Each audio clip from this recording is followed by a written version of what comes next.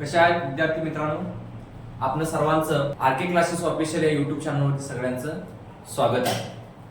बघा, basic maths या lecture series मध्ये आपण काही कन्सेप्ट आतापर्यंत बघितले, जसं की पट काढणे, वर्ग काढणे, वर्गमूळ काढणे, त्याच्यानंतर पाढे पाठ करणे. पाढे साधारणतः 20 पर्यंत पाठ करा, वर्ग साधारणतः 20 पर्यंत पाठ करा, त्याच्या पुढचे कसे काढायचे, क्यूब 10 पर्यंत पाठ करा, त्याच्या पुढचे कसे काढायचे, या गोष्टी मी सगळ्या तुम्हाला 1, 2, 3 व्हिडिओमध्ये सिरियली घेतलेल्या आहे. आता या नंतरच्या कन्सेप्ट सिरीज मध्ये आपण महत्वाचा एक कन्सेप्ट होता, तो म्हणजे चलन. चलनाच्या बाबतीमध्ये आपण आज थोडं सविस्तर बघू. आता चलन म्हणजे काय आणि चलनाचे प्रकार काय, व्यवहारामध्ये त्याचं उपयोजन काय असतं. चलन आणि चलनाचे प्रकार म्हणजे चलन म्हणजे एखादी रास, एखादी गोष्ट वाढल्यानंतर दुसरी गोष्ट त्याच्यानंतर कमी होते का वाढते, म्हणजे अशा पद्धतीने एक गोष्ट वाढली. जसं की आपण म्हणतो बघा, एका शर्टाची किंमत समजा 500 रुपये, तर त्याच्यानंतर आपल्याला समजा 2 शर्ट घ्यायचे, पण ऑब्विसली तुम्हाला 500च्या ऐवजी 1000 रुपये द्याल, म्हणजेच शर्टाची संख्या वाढल्यानंतर तुमची ही किंमत वाढते बघा. म्हणजे याच्यानंतर आपलं याच्यामध्ये काय म्हणायचं, समचलन आहे. समचलन म्हणजे काय, संख्या वाढते किंमत वाढते, संख्या वाढते किंमत वाढते, याला म्हणायचं समचलन, म्हणजे त्याला म्हणतात समचलन. कधी कधी समजा अंतर फिक्स असतं, आपल्याला जायचं असतं की ठराविक ठिकाणी, अंतर फिक्स असतं. जर वेग वाढला तर तुम्हाला कमी वेळामध्ये तुम्ही पोहोचता, वेग कमी झाला तर तुम्हाला वेळ जास्त लागतो, अंतर फिक्स आहे. म्हणजे इथं काय होतं बघा, व्यस्त चलन. म्हणजे चलनामध्ये 2 प्रकार असतात. चलन हे 2 प्रकारचे असतात. चलन हे काय असतात, 2 प्रकार असतात. एक समचलन असतं आणि एक असतं व्यस्त चलन. समचलन असतं एक व्यस्त चलन. फॉर एक्झाम्पल इन जनरल आपण चलनामध्ये समजा बघा, चलनामध्ये 3 गोष्टी घेऊन चालावं लागतात. 3 गोष्टींमध्ये कोणती एक गोष्ट तर फिक्स ठेवावं लागतं. जसं की मी आता सांगितलं तुम्हाला, आपल्याला एखादा प्रवास करायचा, एका गावापासून दुसऱ्या गावापर्यंत प्रवास करायचा, म्हणजे त्या 2 गावामधलं अंतर फिक्स असतं. ते अंतर फिक्स असताना आपण ज्या स्पीडने जाणार आहोत त्या स्पीडसाठी पर्टिक्युलर काहीतरी वेळ लागत असं लक्षात. मग इथं अंतर फिक्स असताना वेग वाढवला तर वेळ कमी लागेल, किंवा कमी वेळात जायचं तर वेग वाढवावा लागेल, म्हणजे इथं आपलं अंतर फिक्स आहे. किंवा चलनाचे 2 प्रकार आपण बघितले, समचलन आणि व्यस्त चलन. इन जनरल आपण कशा गोष्टी याच्यामध्ये बदलतात बघूया. फॉर एक्झाम्पल बघा, ए एक गोष्ट आहे आणि बी एक गोष्ट आहे, या दोघांचा प्रॉडक्ट काय असतो, कॉस्ट. समजा सी आहे, A into B is equal to C असतो. जर हे एक गणितीय राशी म्हणजे एक समीकरण, या समीकरणामध्ये ही एक गोष्ट आहे आणि ही एक गोष्ट आहे, यांचा दोघांचा प्रॉडक्ट, या दोघांचा गुणाकार काय असतो, सारखा असतो.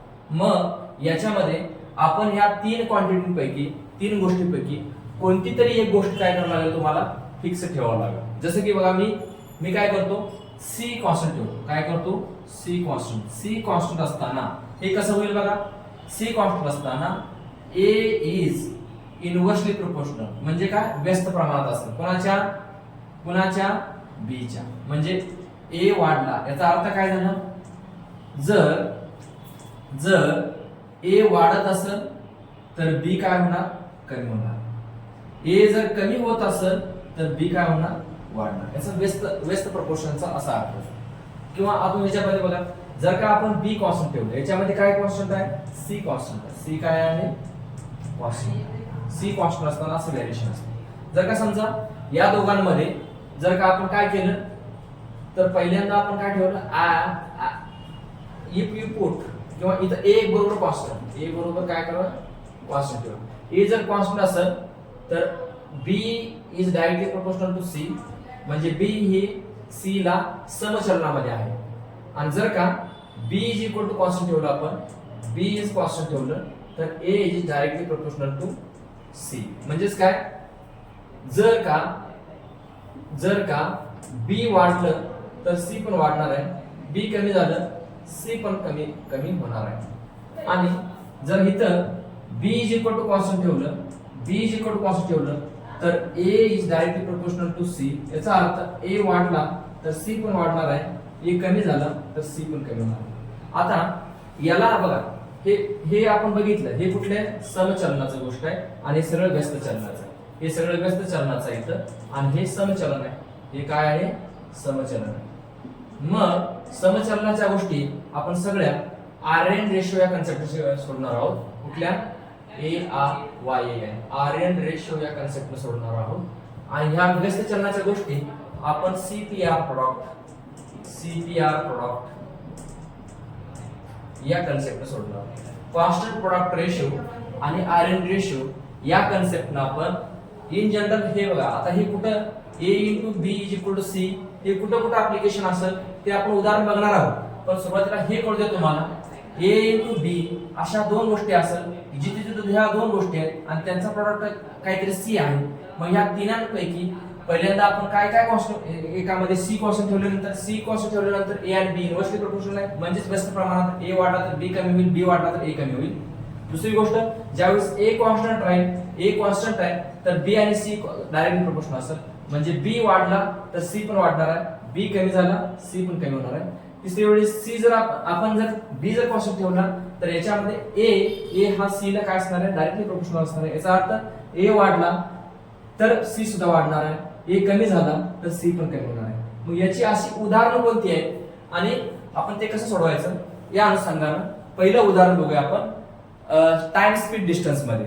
म्हणजे टाइम स्पीड डिस्टन्स म्हणजे काय, वेग, वेळ आणि अंतर. या प्रॉब्लेम मध्ये बघा तुम्हाला सगळ्यांना वेगाचं काय होतंय, वेगाचं सूत्र माहिती आहे बघा. हे सूत्र आताच वापरायचं.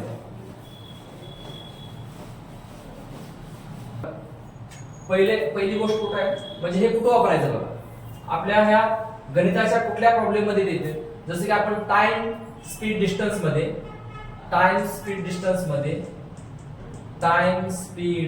आणि डिस्टन्स या चॅप्टर मध्ये याचा वापर करतो. कसं बघा, आपल्याला माहित आहे टाइम स्पीड डिस्टन्स मध्ये टाइम म्हणजे हे तर वेळ, हा वेग आणि हा काय अंतर.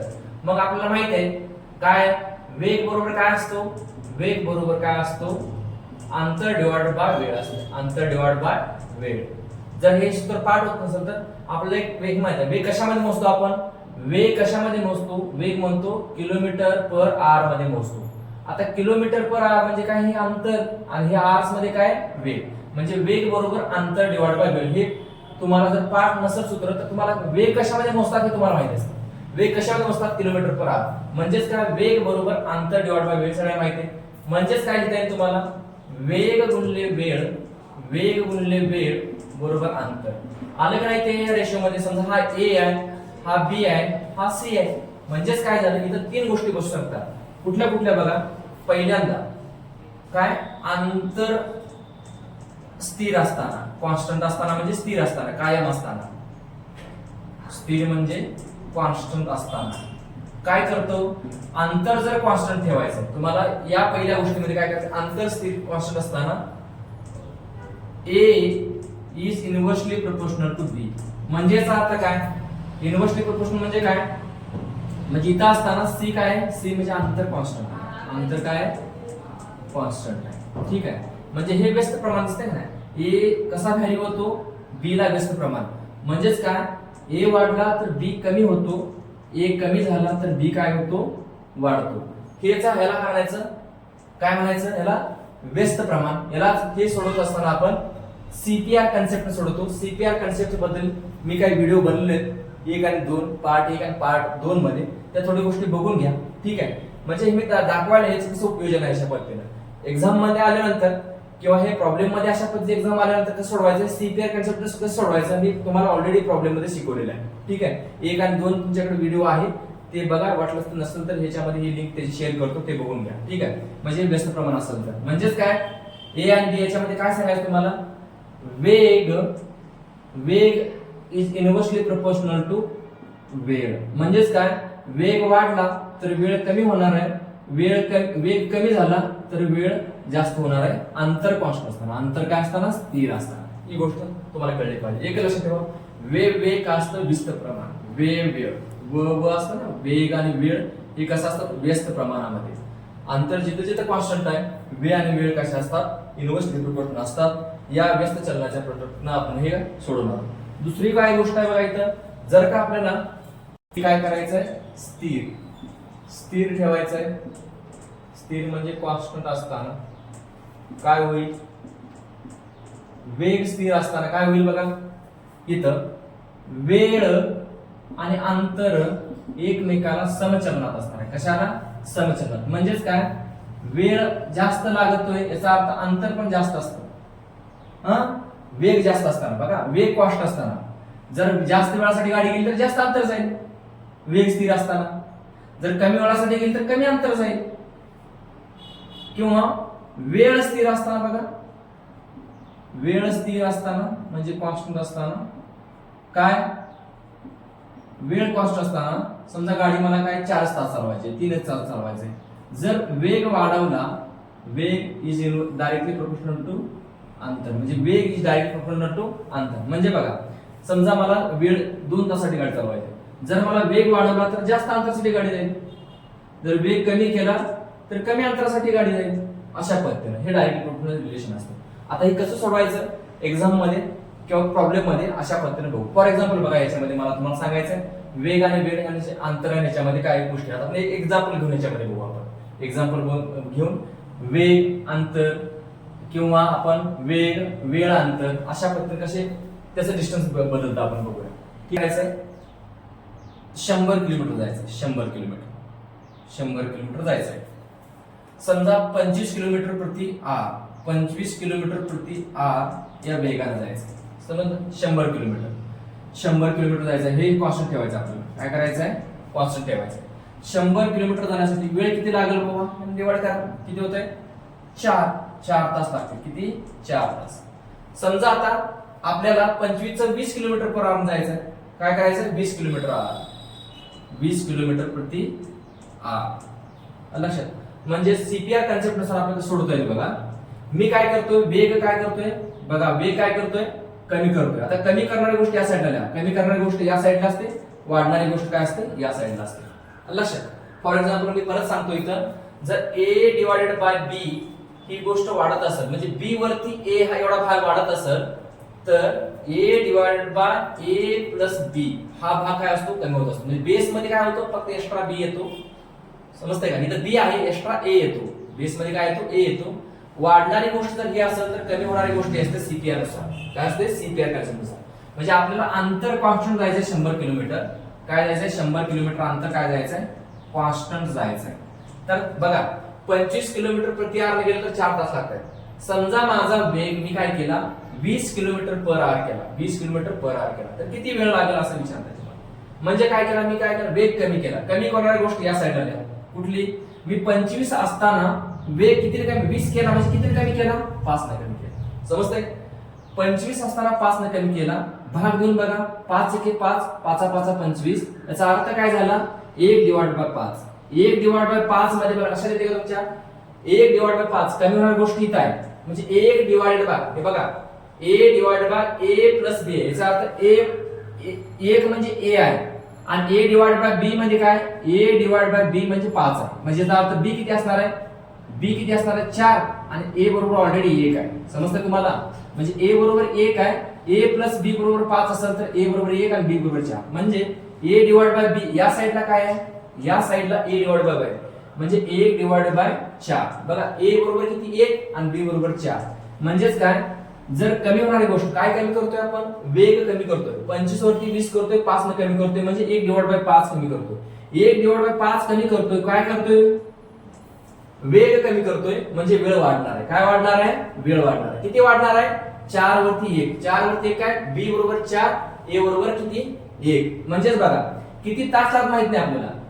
बघा बेस मध्ये जर 4 लागत असतं तर 1 वाढणार आहे. बेस मध्ये काय 4, म्हणजे ऑलरेडी आपल्याला किती लागत होते, बेस मध्ये ऑलरेडी 4 लागत होते, म्हणजे 4 वर 4 आहे आणि मग 1 वाढणार आहे. काय 4 वरती किती वाढणार आहे, 1 वाढणार आहे. म्हणजे आता किती वेळ लागेल मला सांगा. आता इथं बघा 4 वरती 1 वाढणार म्हणजे किती तास लागतील, 5 तास. समजतंय तुम्हाला. म्हणजेच हा हे जे प्रॉब्लेम असतात तुम्हाला, आता वेग कमी केला, जास्त केला, किंवा अजून एक एक्झाम्पल सांगतो तुम्हाला. फॉर एक्झाम्पल बघा, समजा आता आपल्याला 25 किलोमीटर पर आवर वेग होता, तो आता काय करायचं आपल्याला, मगाशी काय केलं, 20 किलोमीटर पर आवर केलं, म्हणजे कमी केला.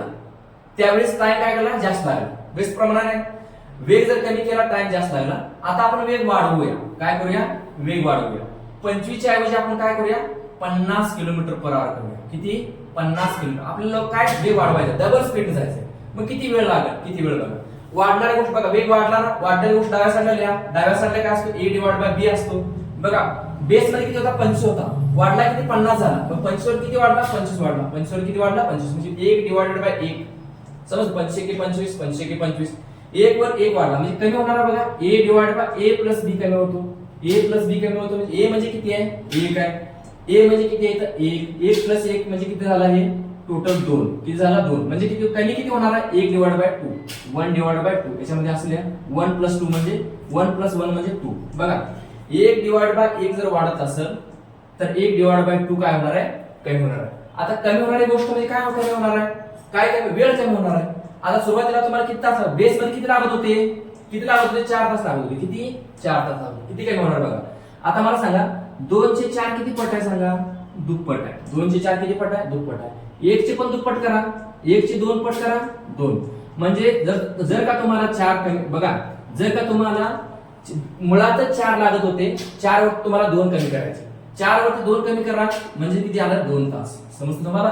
या उपयोजनातून तुम्हाला हे व्यस्त प्रमाणचं व्यस्त रेशोचं कॉन्स्टंट प्रोडक्ट रेशोने तुम्हाला सोडवता येतं. कॉन्स्टंट प्रोडक्ट रेशोने तुम्हाला एक्झाम्पल सोडवता येतं.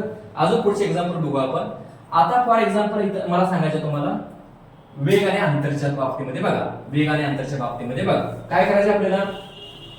समजा आता काय करायचंय, वेग काय करायचंय, वेग स्थिर ठेवायचा. समजा आता वेग माझा 25 किलोमीटर पर आवर, किती 25 किलोमीटर पर आवर, किती पण असू हा स्थिर ठेवायचा मला. काय करायचं स्थिर. समजा मला 100 किलोमीटर जायला, किती 100 किलोमीटर. वेळ किती लागेल मग, वेळ किती लागेल 4 तास. समजा मला किती जायचं मग आता 100 च्या ऐवजी समजा 1000 किलोमीटर जायला, किती 1000 किलोमीटर, किती तास लागतील बघा. त्या 10 चे किती बघा, 100 चे किती पट आहे 10 पट आहे. मग याच्या पण 10 पट करा, याच्या पण 10 पट करा, किती तास लागतील 4 तास. समजा मला ह्याच वेगानं 100 च्या ऐवजी मला किती किलोमीटर जायचं समजा 700 किती 750 किंवा 700 किलोमीटर जायचं, किती 700 किलोमीटर. आता मला 100 चे बघा ही किती पट आहे 707 पट आहे. त्या 4 च्या पण 7 पट करा, किती तास लागतील 4 7 28 तास लागतील. म्हणजे समज तुम्हाला आरएन रेशोचा अर्थ समचलनामध्ये आरएन रेशो असतो म्हणजे याची पट कशी, याची पट किंवा याची पट किंवा 4 आणि याची पट किंवा 4 आणि 28 ची पट. बघा मी परत सांगतोय, इथं जमनी करू नका. हे बघा आपल्याला फक्त रेषा शिकवलं बघा, समोर समोर करा, समोर समोर. बघा आपल्याला ह्या गोष्टी माहित नव्हत्या, या गोष्टी आपल्याला बघा फक्त अंतर वाढतंय. 25 किलोमीटर पर आवर मला जर 100 किलोमीटर जायचं आहे तर मला किती 4 तास लागतील. जर मला अंतर वाढवलं 1000 किलोमीटर जायचा, याचा अर्थ डिस्टन्स वाढलं वेळ सुद्धा वाढणार आहे. किती वाढणार आहे याच्यावर समजतो मला. गुणले 10 हे पण 10 करा, गुणले 10 करा 40 तास लागतील. आता समजा 1000 च्या ऐवजी मला 700 किलोमीटर जायचं आहे, 700 किलोमीटर म्हणजे गुणले 7 700 झालं. याला पण गुणले 7 करा, गुणले 7 म्हणजे किती झालं 7 चोक 28. म्हणजे काय आरएन रेशो मध्ये काय असतो ही पट म्हणजे हा रेशो बघा, दिस इज 4:100 किंवा 40:1000 किंवा 28:700 हे सेम रेशो मध्ये असतात, तसे पण असतात रेशो मध्ये. आणि बघा 4 डिवाइडेड 4:40 100:1000 किंवा काय 4:28 आणि 100:70 हे सगळे प्रोपोर्शन मध्ये असतात एकमेकांना. कशा असतात एकमेकाला प्रोपोर्शन मध्ये असतात. मग याच्यातल्या 3 गोष्टी कुठल्या माहिती आहेत त्या अनुषंगाने माहित असलेल्या गोष्टी कॅल्क्युलेट करायच्या. समजा आता मला सांगितलं वेळ 4 तासामध्ये आपण 100 किलोमीटर जातो. समजा मला 10 तास प्रवास करायचा, किती 10 तास, किती अंतर जाईल. मग तुम्ही काय म्हणणार आता बघा हे काढत बसता तिरकस गुणाकार एक समानता, असं तिरकस गुणाकार, असं तिरकस गुणाकार. याच्यापेक्षा काय करा तुम्ही बघा, आपल्याला 4 तासामध्ये 100 किलोमीटर जात असेल, 10 तास प्रवास करा, किती किलोमीटर जाईल. आता बघा हे साधं मला सांगा किती पट आहे. मी बघा रेशो असा कॉन्स्टंट असतो, असा पण कॉन्स्टंट असतो, असा पण कॉन्स्टंट असतो, असा पण असतो, असा कसा पण असतो कॉन्स्टंट. बघा आपल्याला दिलेलं काय त्या अनुषंगाने रेशो घ्यायचा. मला हे माहिती नाही म्हणजे दिलेलं रेशो मला हे माहिती नाही, हे कोणत्या रेशो मध्ये आहे बघा. 4 ला कितीने मल्टिप्लाय केलं 100 होतोय 25 न. आणि म्हणजे याचा अर्थ काय 10 ला सुद्धा 25 ने मल्टिप्लाय केलं तर येणार म्हणजे 10 ला 25 ने मल्टिप्लाय केलं तर 250 येणार, किती 250. किंवा असं पण येतं बघा, ही गोष्ट मला माहिती होती कुठली, हे बघा 4 ची किती पट हे 10 आहे 2.5 पट, किती 2.5 पट. 4 गुणिले 2.5 म्हणजे 10 होतात. तसं 250 तसं 100 ला 2.5 न गुणा किती होतात 250. म्हणजे हे सुद्धा होतं. RN रेशो मध्ये तुम्हाला हेच शिकायचं आहे. नुसती समोरासमोरचा रेशो काढत नसतो, आडवा असतो, उभा असतो, कसाही असतो. कुठली गोष्ट दिलेली आहे, कुठल्या गोष्ट किती पटीमध्ये आपल्याला लवकर काढता येतो त्या गोष्टी घ्यायच्या आणि समोरासमोर मल्टिप्लाय करून टाकायचं. म्हणजे या अनुषंगाने आपल्याला हा पण प्रॉब्लेम बघता येतो. तर ह्याचं बघा अजून सविस्तर एक्झाम्पल घ्यायचं म्हणलं तर दुसऱ्या गोष्टी थोडं बदलून बघू आपण. थोडं दुसरं एक्झाम्पल घेऊया. याचं उपयोजन अजून बघा. याच्यामध्ये जमलं तुम्हाला वेग बरोबर काय वेग गुणले वेळ याच्याबद्दल तुम्हाला करता येतं. याच्यामध्ये एक गोष्ट सांगितली तुम्हाला, परत सांगतो तुम्हाला. हे जर जमलं तर आपण दुसऱ्या एक एक्झाम्पल मध्ये त्याचा वापर करून बघूया. समजा अजून दुसऱ्या पद्धतीने बघूया. बघा हे पण लक्षात घ्या, वस्तूची संख्या आपल्याला समजा खरेदी करायची म्हणजे वस्तूंची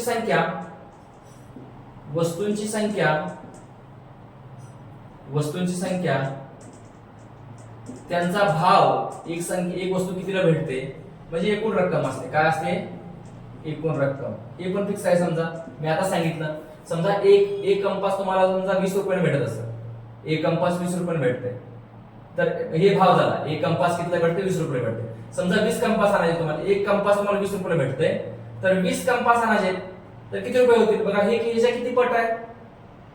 आता रक्कम वाढणार ऑब्विसली. बघा एका कंपासचा भाव किती 20 रुपये आहे, तर एकूण रक्कम किती रुपये होईल 20 होईल. मग जर समजा एकाच्या ऐवजी आपल्याला 20 कंपास आणायचे तर एकूण रक्कम किती होईल. त्याच्यात तुम्हाला त्याचा भाव पण फिक्स आहे किती 20. किती होईल 200 होईल. समजतंय का. सॉरी 400 होईल. कळतंय. म्हणजेच काय आता ह्याच्यामध्ये वेगवेगळ्या गोष्टी फिक्स करून बघू आपण. आपल्याला काय बघूया वेगवेगळ्या गोष्टी फिक्स करून बघूया. एकूण रक्कम फिक्स करूया आपण. एकूण रक्कम जर फिक्स केली समजा माझ्याकडे 1000 रुपये. काय 1000 रुपये. मग 1000 रुपये फिक्स असताना सर समजा वस्तूंची संख्या आणि भाव एकमेकाला काय आहे इन्व्हर्सली प्रोपोर्शनल. काय आहे इन्व्हर्सली प्रोपोर्शनल. समजा याचा अर्थ काय जास्त वस्तू आणायची असतील तर तुम्हाला कमी भावाने घ्यावं लागेल, कारण 1000 रुपये खर्च करायचे. 1000 रुपये खर्च कॉन्स्टंट काय 1000 रुपये. किंवा कमी वस्तू आणायचे जास्त क्वालिटीचे आणायचे तर तुम्हाला काय जास्त भाव द्यावा लागेल. म्हणजे इन्व्हर्सली प्रोपोर्शनल. रक्कम जर फिक्स असेल तर जास्त वस्तू आणायचे कमी भाव आणावे लागतील, किंवा कमी वस्तू आणायचे जास्त भाव आणावे लागतील. तेवढेच पैसे खर्च करायचे. म्हणजे ही सी गोष्ट बघा A into B is equal C. C constant असताना नेहमी सी कॉन्स्टंट असताना A इंटू बी एकमेकांना काय असतात इन्व्हर्सली प्रोपोर्शनल. A वाढला तर B कमी होईल, B वाढला तर A कमी होईल. लक्षात. दुसरे एक एक्झाम्पल आपण घेऊया की ज्याच्यामध्ये A into B is equal to C चं उपयोजन होतं. बघा वस्तूची संख्या गुणले भाव बरोबर एकूण रक्कम. आता एकूण रक्कम जर सी मानली आपण, भाव जर बी मानला, वस्तूची संख्या म्हणजे नग बरोबर A मानलं. लक्षात. म्हणजे A बरोबर A गुणले B बरोबर C असतो. म्हणजे वस्तू संख्या गुणले भाव बरोबर एकूण रक्कम असते. मग याच्यामध्ये आपल्याला काय करायचं समजा रक्कम फिक्स करायची. माझ्याकडे मी खिशात काय गेलो 100 रुपये 1000 रुपये घेतलो. 1000 रुपये घेतलो आणि बाजारात गेलो. बाजारात मला काय आणायचे होते कंपास आणायचे. काय होते कंपास. एका कंपासाची किंमत काय आहे किती आहे समजा 100 रुपये. किती आहे 100 रुपये. एका कंपासाची किंमत किती आहे 100 रुपये. मग माझ्याकडे किती रुपये 1000 रुपये. म्हणजे 1000 बघा एका कंपासाची किंमत 100 रुपये. मग 1000 रुपये मध्ये किती आणणार 1000 रुपये मध्ये मी 10 कंपास आणणार. किती 10 कंपास 1000 रुपये मध्ये आणणार. 10 कंपास 1000 रुपये मध्ये आणणार. आता काय आता समजा ह्याची भाववाढ झाली म्हणजे काय एक कंपास 100 ला मिळायचा तो एक कंपास कितीला मिळायला लागला. एक कंपास 150 ला मिळायला लागला. समजा 100 ला मिळायचा ते कशाला मिळायला लागला 150 ला मिळाला. कंपास कितीला मिळाला 150. म्हणजे भाववाढ झाली. म्हणजे 150 ला मिळायला लागली. म्हणजे बघा भाववाढ झाल्यामुळे काय होईल तुम्हाला कंपास कमी आणावे लागतील. कंपास काय लागतील कमी आणावे लागतील. म्हणजे किती कमी आणावे लागतील ह्याच्यानं अभ्यास करायचा. बघा मला सांगा एक कंपासची किंमत 100 रुपये असताना तुम्ही 1000 रुपये मध्ये किती 10 कंपास आणता. जर का तुम्हाला तेच बघा एका कंपासची किंमत 100 च्या ऐवजी 150 झाली. 150 आणि हे किंमत काय फिक्स आहे. मग कसं करणार याचं एका 1000 रुपये मध्ये किती कंपास आणणार. एका 1000 रुपये मध्ये तुम्ही किती कंपास आणणार. बघा किंमत काय झालेली वाढलेली. किंमत कितीने वाढलेली गोष्ट या साईडला लिहा. 100 रुपये असताना किती वाढलेले 50 वाढले. 100 रुपये असताना किती झालेले 50 वाढले. समजतंय 50 वाढले याचा अर्थ काय झाला 50 एके 50 50 दोन्ही 100 म्हणजे 1 डिवाइडेड बाय 2 वाढलेले. 1 डिवाइडेड बाय 2 म्हणजे काय हे काय ए डिवायडेड बाय बी आहे, 1 डिवायडेड बाय बी आहे. आता ए डिवाइड बाय बी वाढत असताना कमी काय होत असतं, ए डिवाइड बाय ए प्लस बी होत असतं. काय होतं, ए डिवाइड बाय ए प्लस बी कमी होत असतं. याचा अर्थ काय, याचा अर्थ काय, ए किती तुमच्याकडं 1 आहे.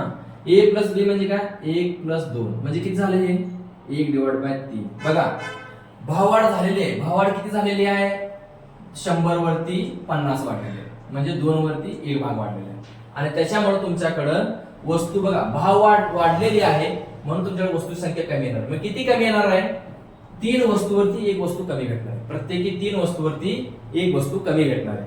मग 3 म्हणजे तुम्हाला ऑलरेडी किती भेटत होत्या वस्तू, तुमच्याकडे 1000 रुपये मध्ये 100च्या भावाने किती वस्तू भेटत होत्या, 10 भेटत होत्या.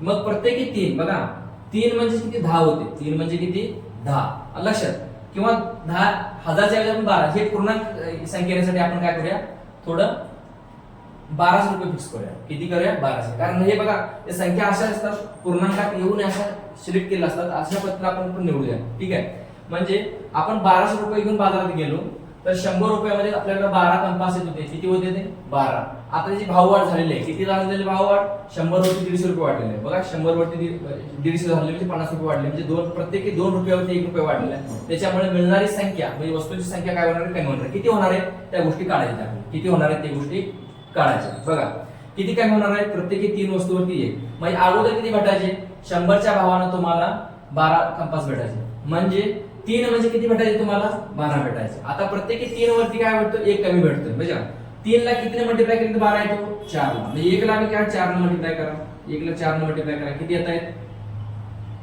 किती येत आहे 4. लक्षात, म्हणजे प्रत्येकी 12 वरती 4 कंपास कमी येणार आहे. त्याचा अर्थ काय होणार बघा, जर तुम्हाला एका कंपासची किंमत 100 रुपये असताना 1200 रुपये मध्ये 12 कंपास भेटतायत, जर का त्याच कंपासची किंमत 150 रुपये झाली तर तुम्हाला 12 वरती 4 कंपास कमी, 12 वरती 4 कंपास कमी याचा अर्थ तुम्हाला 8 कंपास येतात. म्हणजे 100 न 12, 100 रुपये 12 कंपास येतात, त्यात 150 रुपये झालं तुम्हाला 8 कंपास येतात. समजतंय तुम्हाला.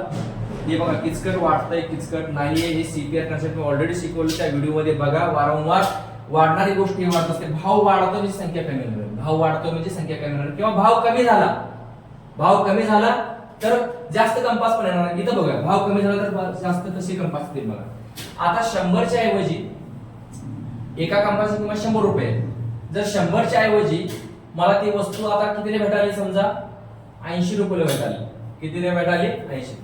एका कंपास 100 आहे, 1200 रुपये मध्ये किती कंपास भेटतील 12. आता समजा वस्तूची किंमत कमी झाली, किती 80 झाली, वस्तूची किंमत किती झाली 80. 100 रुपये वरती किती कमी झाले 80 झाले, म्हणजे 20 रुपये कमी झाले. म्हणजे हे a divide by a plus b आहे, a प्लस b आहे. हे फ्रॅक्शन मध्ये करा, ह्या 0 0 गेला, बे के बे 2 पंचे 10, म्हणजे हा a बरोबर 1 आहे आणि a बरोबर 1 आहे, मग b बरोबर किती असणार 4 असणार. म्हणजे a डिवाइड बाय b किती असणार आहे, a डिवाइड बाय b वाढणारी गोष्ट आहे. a म्हणजे किती 1, b म्हणजे 4, म्हणजेच काय वाढणार आहे बघा 4 वरती गोष्ट वाढणार आहे. 4 म्हणजे किती कंपास भेटतो तुम्हाला, 4 म्हणजे किती ओरिजिनल किती कंपास भेटत होते 12. 12 वरती बघा हे 12 भेटत होते, 4 म्हणजेच 12 आहे.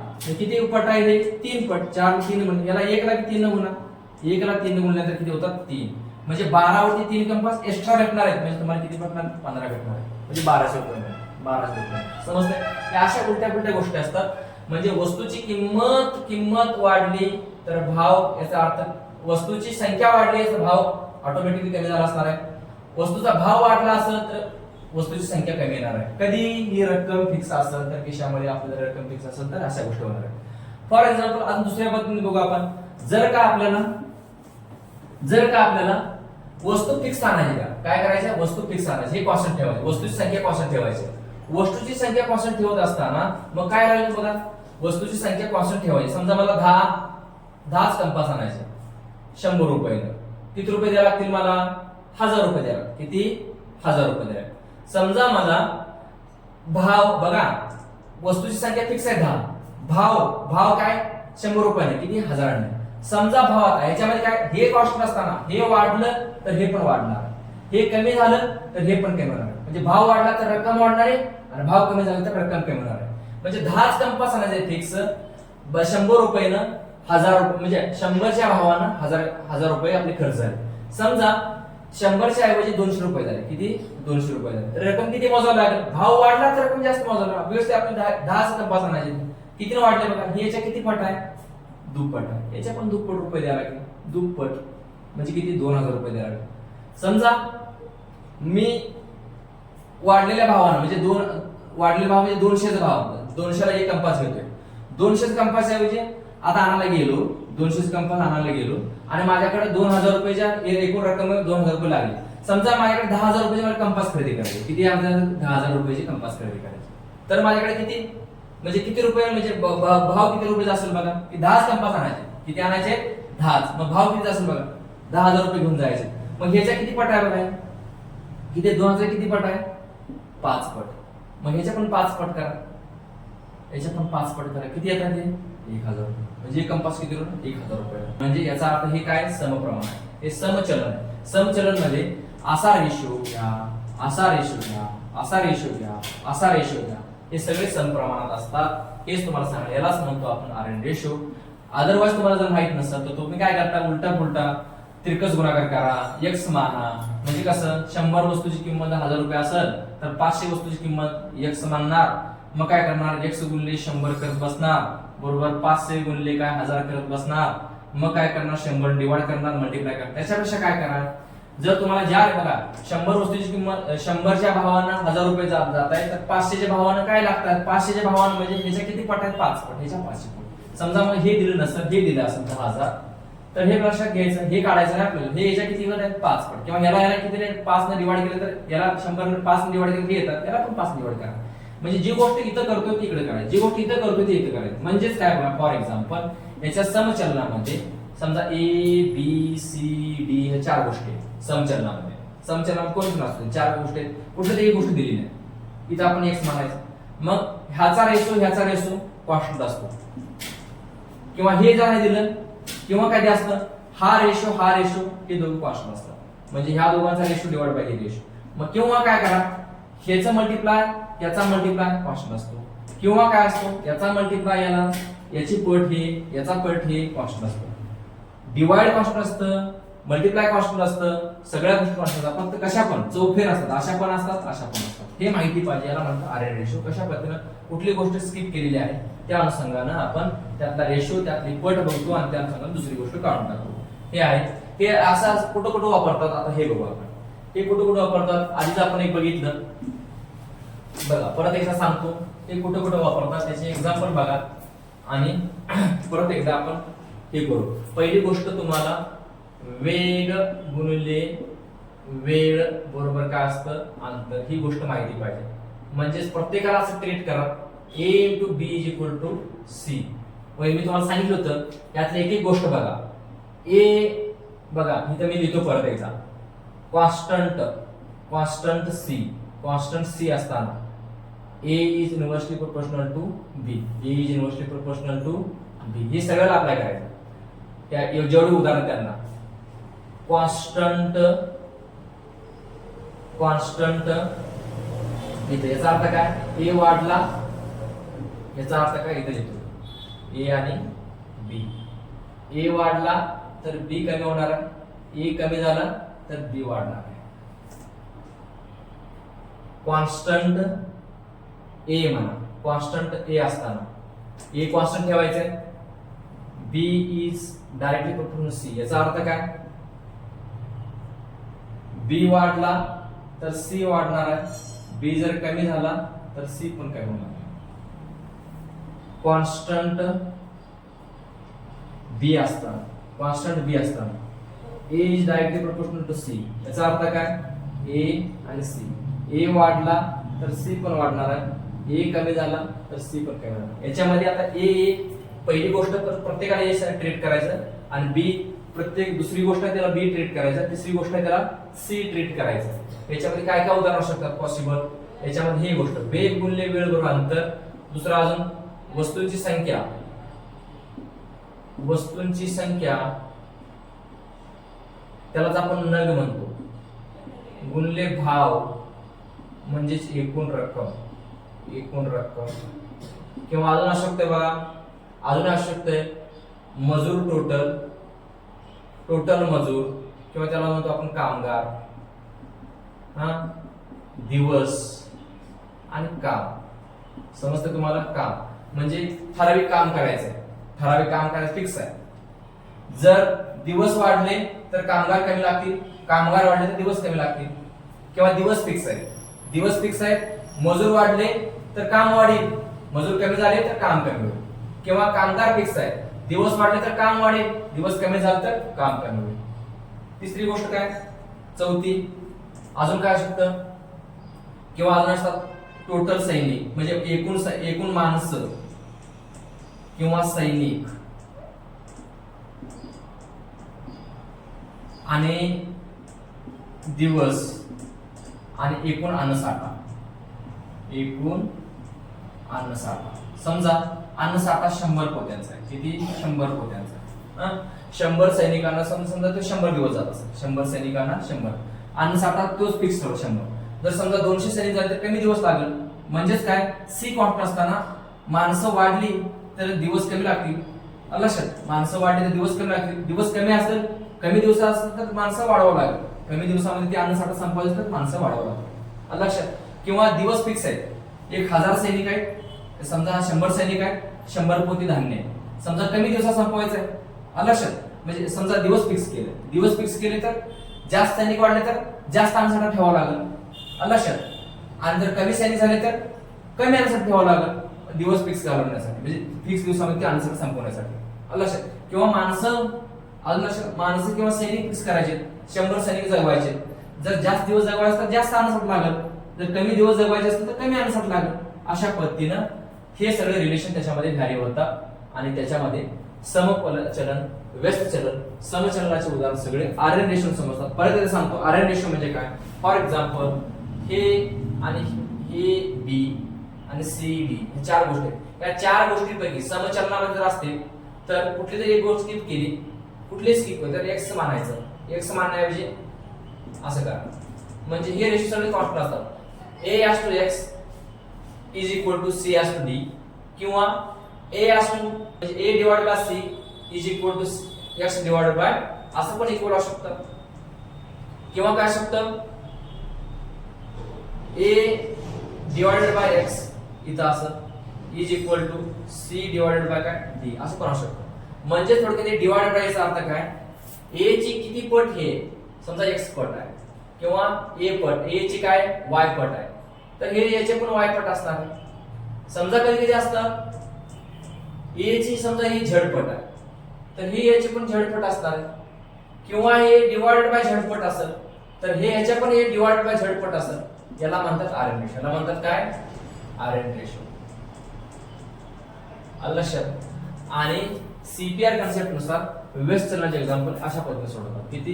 अशा पद्धतीने. एखादी गोष्ट वाढली तर एखादी गोष्ट कमी होते. कमी होते किती कमी होते? वाढणारी गोष्ट काय, कमी होणारी गोष्ट काय, या सगळ्या गोष्टी याच्यामध्ये दिलेल्या आहेत. अशा पद्धतीनं आय होप तुम्हाला या गोष्टी कळाल्या असेल, समजलं असेल. तर हे जे चॅनल आहे आरके क्लासेस ऑफिशियल, याला लाईक करा, शेअर करा, सबस्क्राईब करा. आपल्या मित्रमैत्रिणींना सांगा आवर्जून. हे चॅनल वाढवणं हे तुमचं कर्तव्य मी समजतो. मी माझ्या पद्धतीने 100% देण्याचा प्रयत्न करतोय. तुम्ही पण स्वतः शिका आणि याचा उपयोग होत असेल तर तुमच्या मित्रमैत्रिणींना किंवा गावातल्या आपल्या छोट्या छोट्या बांधवांना ज्यांना पॉसिबल नाही किंवा ऑफलाईन लेक्चर अटेंड करणं, त्यांना पण शेअर करा, सांगा आणि सगळ्यांनी या गोष्टीचा काय आनंद घ्या. धन्यवाद. थांबूया.